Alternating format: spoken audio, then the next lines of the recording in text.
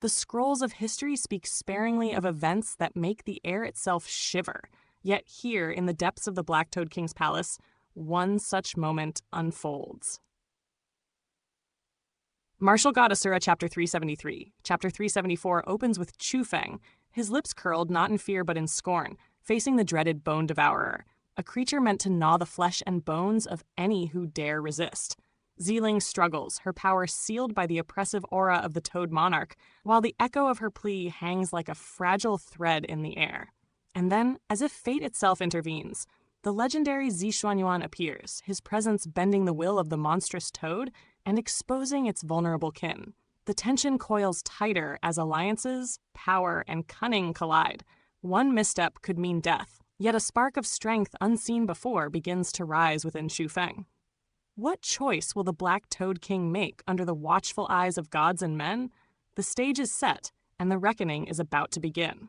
The air was thick with a sinister tension, as if the entire palace itself was holding its breath. A creature, grotesque and malevolent, crawled in the Black Toad King's palm. Its name whispered dread, Bone Devourer. Chu Feng's eyes flickered with disdain as he studied the abomination. This insect is called the Bone Devourer, the Black Toad King crooned, voice dripping with malice. Should it enter your body, it will gnaw at your flesh, devour your organs, and eventually feast upon your very bones.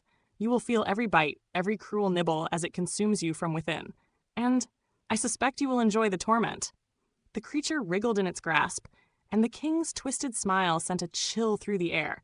Chu Feng's lips curled in contempt. A bone devourer, is it? I expected something more impressive. His gaze lingered on the creature, unimpressed by its deadly potential. The Black Toad King's eyes widened in disbelief. You recognize it? His voice betrayed a hint of shock. The Bone Devourer was no ordinary beast. It was rare, nearly impossible for anyone to encounter, yet here stood Chu Feng, unshaken. I've seen it before, Chu Feng replied, voice calm, almost bored. A creature that consumes flesh and bone, nothing more. To others, it may be fearsome, but to me, it poses no challenge. If you wish to torment me, you must try harder. The Black Toad King's smile twisted, unnervingly sharp. Very well, face the Bone Devourer. Survive it, and I shall find another method to torment you. With deliberate slowness, it advanced toward Chu Feng as though savoring the moment. Oi, this is hardly a challenge. Swap it out. I can't eat this disgusting thing. Chu Feng's voice rose in protest, but before he could react further, the Black Toad King's hand seized his jaw, prying it open with a force that made the bones ache. The Bone Devourer wriggled closer, a nightmarish shadow of death ready to strike. Let him go! I do not need him to die for me. Zi Ling's voice rang out, trembling with both fear and defiance. Her body shivered, a surge of untamed energy exploding from within. The vines that bound her shattered as her aura flared, yet the Black Toad King was prepared. With a single sweep of its hand, a suffocating seal descended upon her, extinguishing her power and forcing her to collapse, powerless. Chu Feng's face paled as the vile creature hovered near his mouth. Father, save me, he cried, desperation cutting through his voice. Then a piercing toad-like roar echoed from the palace entrance.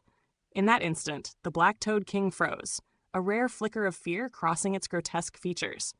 Its hand halted, its gaze darting toward the source of the sound. Let it go, it bellowed, panic threaded through the command. Chu Feng turned his eyes toward the entrance. There, standing resolute, was the legendary Zi Xuanyuan. Beside him knelt a monstrous beast, black as midnight, its form an uncanny mirror of the Black Toad King itself. Eyes gleaming, limbs powerful, its cultivation at the 7th level of the profound realm. This was no ordinary creature. It was the king's son. So this was why Zi Xuanyuan had been absent so long. He had gone to claim the Black Toad King's progeny. And now, the king's fear was evident, for even monsters bleed when it comes to their young. Elder Xuanyuan, murmurs of awe and relief swept through the onlookers from the prestigious villa. They understood his strength, enough to rival, if not surpass, the Black Toad King. Yet Zi Xuanyuan ignored them, his focus sharp and unyielding. Release the children, or I will end your son, he declared, calm but deadly. You dare! My son is under my protection. None shall leave if harm comes to him.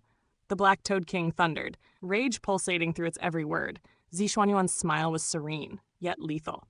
"Do you wish to test me?" he asked softly, his gaze as cold and sharp as tempered steel. The Black-Toed King's fury faltered. "No, I will release him," it spat, hurriedly retrieving Chu Feng from the ground. "For fairness, you release my son, and I will release them. We walk side by side, and neither may strike. Agreed?" "Agreed, but betray me, and you will witness the consequences." Zi Xuanyuan responded without hesitation, his aura constricted around the monstrous toad, a silent warning that any misstep would be fatal. The Black-Toed King complied, shoving Chu Feng forward while holding Zi Ling at his side. Chu Feng felt the icy stare of the toad's gaze piercing his very soul. Every step toward Zi Xuanyuan was careful, measured, his inner divine lightning flowing like a coiled storm, ready to strike. "Ribbit! I've got him!" The toad's aura surged, an oppressive wave of the seventh profound realm lashing out as its sticky black hands reached for Chu Feng. Yet Chu Feng was ready. A cold snort escaped his lips, his eyes burning with ferocity. In an instant, his aura leapt from the third to the fifth level of the profound realm. With a swift motion, he seized the toad's arm, twisting it with brutal precision until the massive beast knelt before him. Shock rippled across the palace. Even the Black-Toed King faltered, staring in disbelief. None had anticipated Chu Feng's sudden rise in strength, nor his ability to subdue a creature of such potent lineage. Yet those who truly knew him were not surprised. Chu Feng's mastery, his arsenal of secret techniques, made him a force beyond reckoning. The toad was no ordinary beast. It carried within its veins the unique bloodline of its father, a creature of immense power, and yet it was subdued with ease, a testament to Chu Feng's terrifying might. "Release Lady Zi Ling, or I will cripple your son," Chu Feng commanded, one hand gripping the toad's shoulder, the other condensing golden energy above its neck. His tone was absolute, the authority of a king radiating from every word. "Human! You cheat! We agreed to release simultaneously. What is the meaning of this?" the Black-Toed King roared, impotent with fury. Chu Feng's gaze did not waver, piercing like a blade through the air. The agreement was with Elder Xuanyuan, and he has fulfilled his part. Now the question is simple. Will you release her, or not? His voice held a weight that made the very ground tremble. It was not arrogance. It was destiny.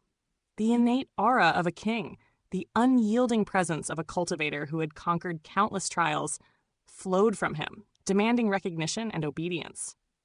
In that moment, even the whispers of the assembled crowd fell silent, for the heirs of Chu Feng were no mere display. They were legend in motion, the embodiment of martial destiny. In the shadowed depths of the thousand-monster mountain, a storm of tension hung thick in the air. A single human youth, no older than a fledgling in the eyes of the ancient, looming monstrous beasts, dared to confront a being whose mere presence made the earth tremble. His name was Chu Feng, and his gaze burned with a courage that defied mortal reckoning. "Brat, do you dare to speak to me this way?"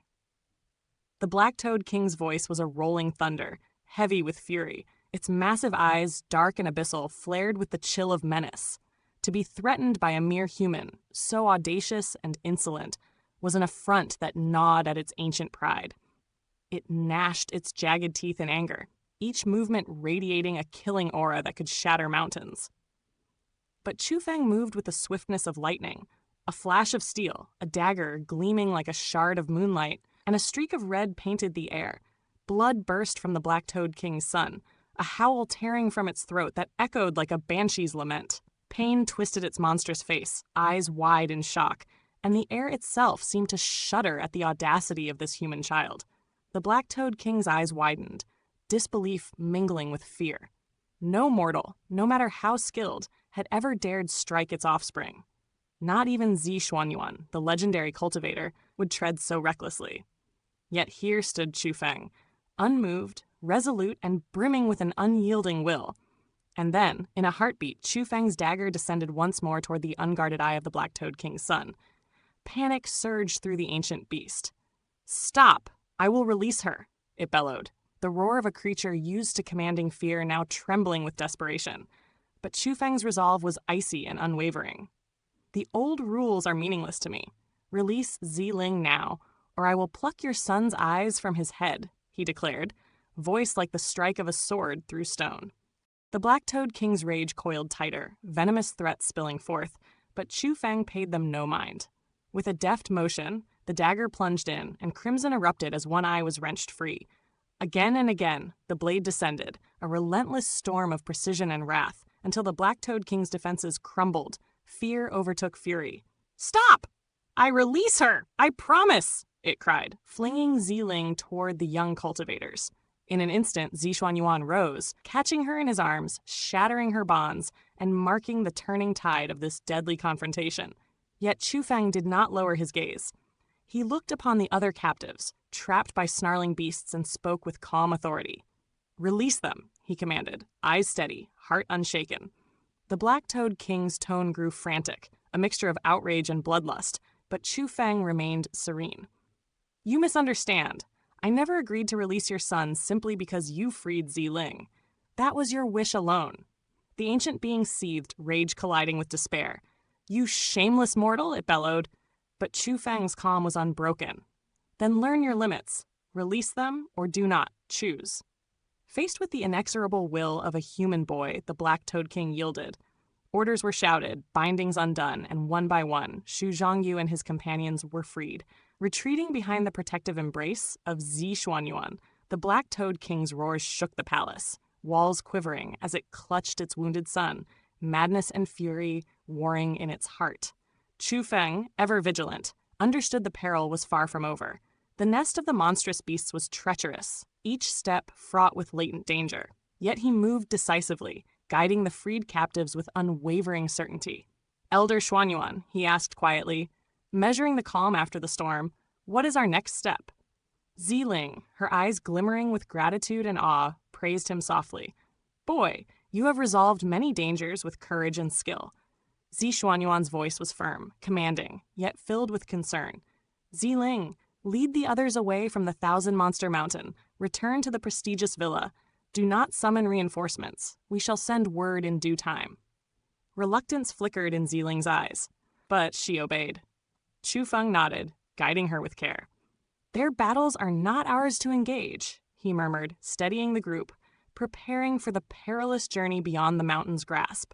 Step by step, the group followed, hundreds strong, their path guided by the sharp instincts and unerring judgment of a youth still in the third level of the profound realm. Each turn through the rugged caverns was precise, each choice measured against the lurking threats.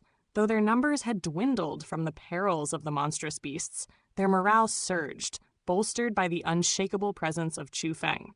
Then, as they emerged from the rock-laden forest, the earth itself cried out. Tremors shook the ground, trees toppled in chains of destruction, and smoke billowed from the depths where the Black-Toed King and Zi Xuanyuan clashed in titanic force. Every step became a race against calamity, every heartbeat a drum of survival. With clarity of mind and courage in their hearts, Chu Feng, Xu Zhongyu, Ji Qingming, and Liu Jizun assumed their roles as leaders, shepherding the frightened yet determined survivors. And though they looked to the seasoned warriors among them, the truth was undeniable. The one who inspired the greatest trust, whose decisions held the gravitas of legend, was none other than the human boy, still only in the third level of the profound realm, Chu Feng. Thus, the tale of that day, etched in the tremors of earth and blood, would be remembered in whispers and awe. The day a mortal youth dared the ancient, compelled monsters with courage, and led his comrades from the jaws of certain doom, leaving only the echo of his indomitable will in the haunted hollows of the Thousand-Monster Mountain.